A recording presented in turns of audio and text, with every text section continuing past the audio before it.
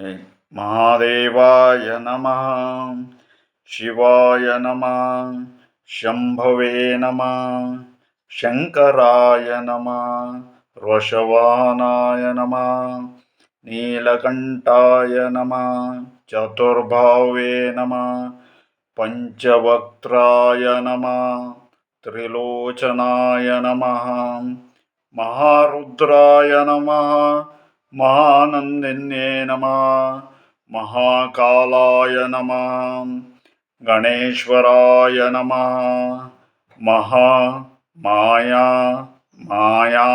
ನಮಃ, ಸೌಮ್ಯಾಯ ನಮಃ, ಸರ್ವಜ್ಞಾಯ ನಮಃ.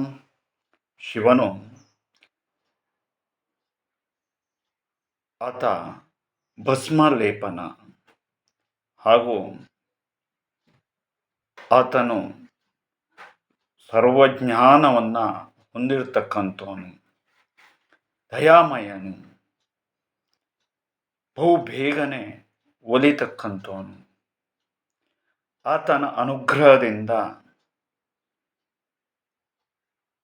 ಜನರ ಬದುಕಿನಲ್ಲಿ ಎಷ್ಟೋ ಕಷ್ಟ ಕಾರ್ಪಣ್ಯಗಳನ್ನು ದೂರ ಮಾಡಿಕೊಡ್ತಾ ಜನರ ಸೇವೆ, ಜನಾರ್ದನನ ಸೇವೆ ಎಂಬಂತಹ ರೀತಿಯಲ್ಲಿ ಮಾಡ್ಕೊಂಡು ಹೋಗುವಂತಹ ದಾರಿಯನ್ನು ತೋರಿಸಿ ಮತ್ತು ಅಸಾಮಾನ್ಯವಾಗಿರ್ತಕ್ಕಂತಹ ಸಮಸ್ಯೆಗಳಿಗೆ ಪರಿಹಾರಗಳನ್ನು ಸೂಚಿಸಿ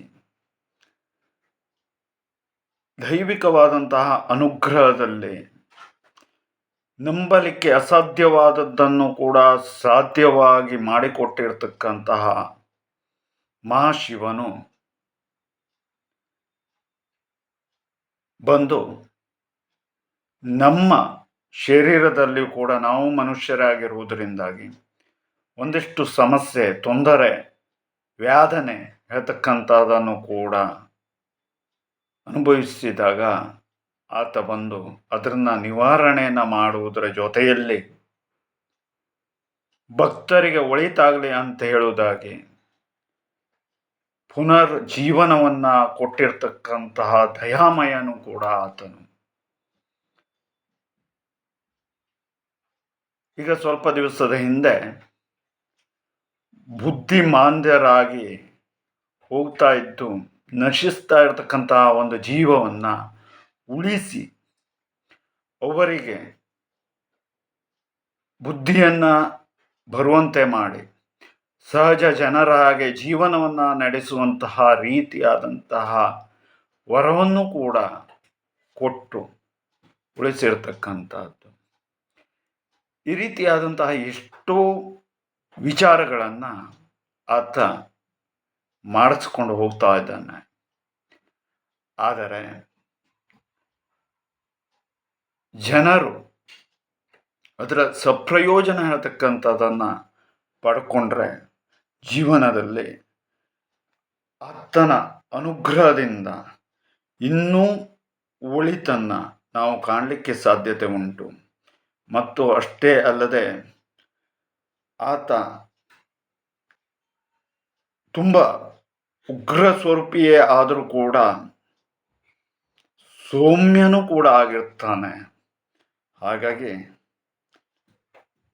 ದಯೆಯನ್ನು ತೋರಿಸಿ ಕೈ ಹಿಡಿದು ನಡೆಸ್ತಾನೆ ಎಂಬುದಕ್ಕೆ ನಾವೇ ನಿದರ್ಶನವೂ ಕೂಡ ಆಗಿದ್ದೇವೆ. ಮತ್ತು ಅಷ್ಟೇ ಅಲ್ಲದೆ ನಂಬಿ ಬಂದ ಭಕ್ತರ ಪಾಲಿನ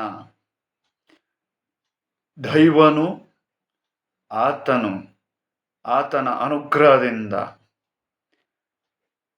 ನಂಬಲಾಗದ ವಿಚಾರಗಳನ್ನು ಕೂಡ ನಂಬುವಂತೆ ಮಾಡಿ,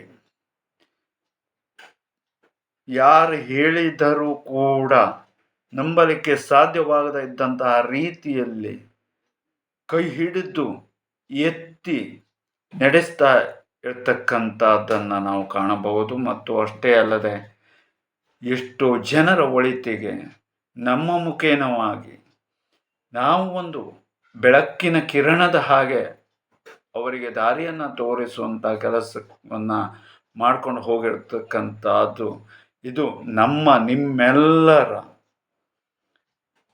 ಪುಣ್ಯ ಅಂತ ನಾನು ಭಾವಿಸ್ತೇನೆ. ಮತ್ತು ಶಿವನ ಒಂದು ಸಂಪೂರ್ಣವಾದಂತಹ ಅನುಗ್ರಹವು ಎಲ್ಲರಿಗೂ ಕೂಡ ಉಂಟಾಗಲಿ.